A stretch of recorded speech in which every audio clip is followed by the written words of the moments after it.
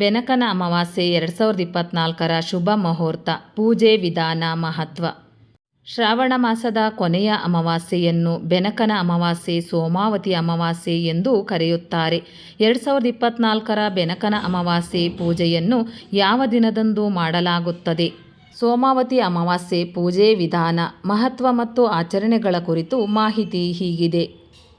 ಸನಾತನ ಧರ್ಮದಲ್ಲಿ ಅಮಾವಾಸ್ಯೆ ದಿನಾಂಕವನ್ನು ಯಾವಾಗಲೂ ಪ್ರಮುಖವೆಂದು ಪರಿಗಣಿಸಲಾಗಿದ್ದರೂ, ಶ್ರಾವಣ ಮಾಸದ ಕೊನೆಯ ಅಮಾವಾಸ್ಯೆಯು ಪೂರ್ವಜರಿಗೆ ದಾನ ಮತ್ತು ಅರ್ಪಣೆಗೆ ಬಹಳ ವಿಶೇಷವಾಗಿದೆ ಎಂದು ಹೇಳಲಾಗಿದೆ.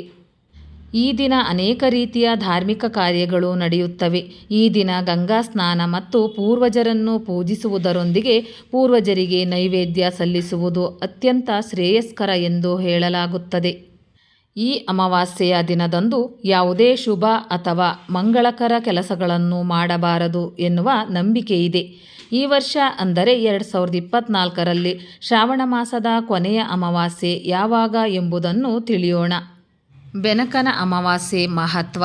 ಶ್ರಾವಣ ಮಾಸದಲ್ಲಿ ಬರುವ ಸೋಮಾವತಿ ಅಮಾವಾಸ್ಯೆಯು ಆಳವಾದ ಮಹತ್ವವನ್ನು ಹೊಂದಿದೆ. ಇದು ಪೂರ್ವಜರ ಆರಾಧನೆ, ಪಿತೃತರ್ಪಣ ಮತ್ತು ಆಧ್ಯಾತ್ಮಿಕ ಬೆಳವಣಿಗೆಗೆ ಮೀಸಲಾದ ದಿನವಾಗಿದೆ. ಈ ದಿನದಂದು ಪೂರ್ವಜರು ಭೂಮಿಗೆ ಆಗಮಿಸುತ್ತಾರೆ. ಈ ಸಮಯದಲ್ಲಿ ಪ್ರಾರ್ಥನೆ, ತರ್ಪಣ ಮತ್ತು ದಾನವನ್ನು ಸಲ್ಲಿಸುವುದರಿಂದ ಅವರ ಆಶೀರ್ವಾದ ಮತ್ತು ಪ್ರೀತಿ ದೊರೆಯುತ್ತದೆ ಎಂಬುದು ಭಕ್ತರ ನಂಬಿಕೆಯಾಗಿದೆ. ಬೆನಕನ ಅಮಾವಾಸ್ಯೆಯು ಆಧ್ಯಾತ್ಮಿಕ ನವೀಕರಣ, ಆತ್ಮಾವಲೋಕನ ಮತ್ತು ಪುನರ್ಜನ್ಮದ ಚಕ್ರದಿಂದ ವಿಮೋಚನೆಗಾಗಿ ಸೂಕ್ತ ಸಮಯವೆಂದು ಪರಿಗಣಿಸಲಾಗಿದೆ. ಪವಿತ್ರ ವಿಧಿಗಳನ್ನು ಮತ್ತು ಆಚರಣೆಗಳನ್ನು ಮಾಡುವ ಮೂಲಕ ಭಕ್ತರು ತಮ್ಮ ಪೂರ್ವಜರು ಮತ್ತು ದೈವಿಕರೊಂದಿಗೆ ತಮ್ಮ ಬಂಧವನ್ನು ಬಲಪಡಿಸಬಹುದು. ಶಾಂತಿ, ಸಮೃದ್ಧಿ ಮತ್ತು ಆಧ್ಯಾತ್ಮಿಕ ಜ್ಞಾನೋದಯಕ್ಕೆ ಇದು ಕಾರಣವಾಗುತ್ತದೆ.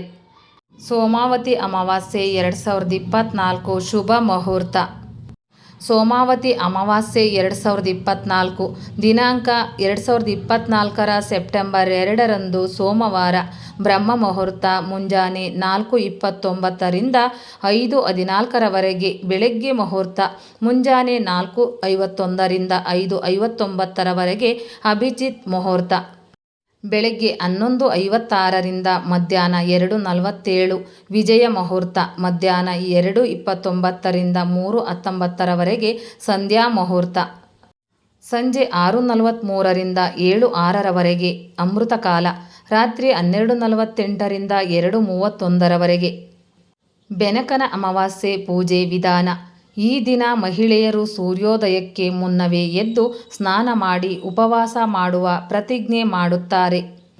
ಗಣೇಶನಿಗೆ ನಮಸ್ಕರಿಸಿ ಪಂಚಾಮೃತದೊಂದಿಗೆ ಗಂಗಾಜಲದಿಂದ ಭಗವಂತನಿಗೆ ಅಭಿಷೇಕ ಮಾಡಬೇಕು. ಈಗ ಶ್ರೀಗಂಧ, ಅಕ್ಷತೆ ಮತ್ತು ಹೂಗಳನ್ನು ಭಗವಂತನಿಗೆ ಅರ್ಪಿಸಿ. ದೇವಸ್ಥಾನದಲ್ಲಿ ತುಪ್ಪದ ದೀಪವನ್ನು ಹಚ್ಚಿ ಪೂಜೆಯ ಸಮಯದಲ್ಲಿ ಹಣ್ಣುಗಳು, ಹೂವುಗಳು ಮತ್ತು ಸಿಹಿ ತಿಂಡಿಗಳನ್ನು ಅರ್ಪಿಸಲಾಗುತ್ತದೆ. ಇದರ ನಂತರ ಮಹಿಳೆಯರು ವ್ರತಕಥೆಯನ್ನು ಕೇಳುತ್ತಾರೆ. ಅವರು ಶಿವ, ಪಾರ್ವತಿ ಮತ್ತು ವಿಷ್ಣುವನ್ನು ಪೂಜಿಸುತ್ತಾರೆ. ಅಂತಿಮವಾಗಿ ಆರತಿ ಮತ್ತು ನೈವೇದ್ಯ ಅರ್ಪಿಸಿ ಪೂಜೆಯಲ್ಲಿ ತಿಳಿದು ಅಥವಾ ತಿಳಿಯದೆಯೋ ಮಾಡಿದ ತಪ್ಪುಗಳಿಗೆ ಕ್ಷಮೆಯನ್ನು ಕೇಳುತ್ತಾರೆ.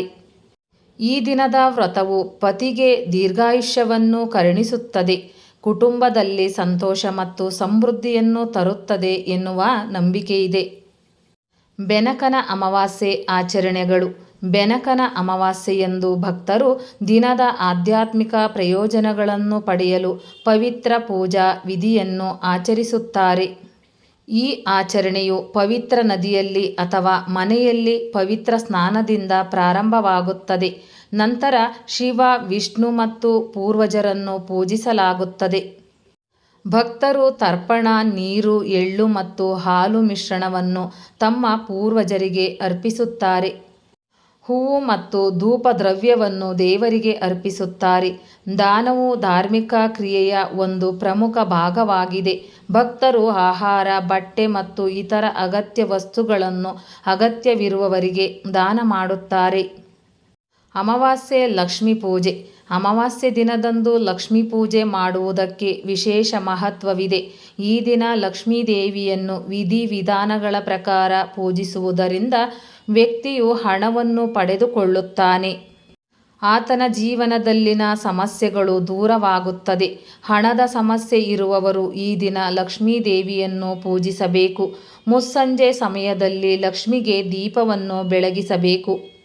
ಸ್ನೇಹಿತರೆ, ಈ ಮಾಹಿತಿ ನಿಮಗೆ ಇಷ್ಟವಾಗಿದ್ದಲ್ಲಿ ದಯವಿಟ್ಟು ಒಂದು ಲೈಕ್ ಮಾಡಿ, ಶೇರ್ ಮಾಡಿ, ಚಾನಲ್ಗೆ ಸಬ್ಸ್ಕ್ರೈಬ್ ಮಾಡಿ. ಧನ್ಯವಾದಗಳು.